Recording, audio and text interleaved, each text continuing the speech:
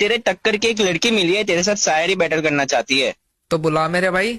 ये ले रागिनी, आपके साथ शायरी बैटल करो। इसको तो इतनी गालियां दूंगी कि ये ग्रुप छोड़ के ही भाग जाएगा।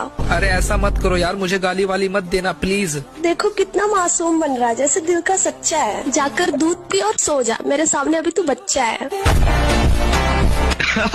ये क्या बोल दिया इसने?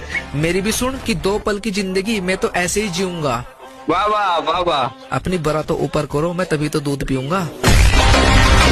अरे भाई।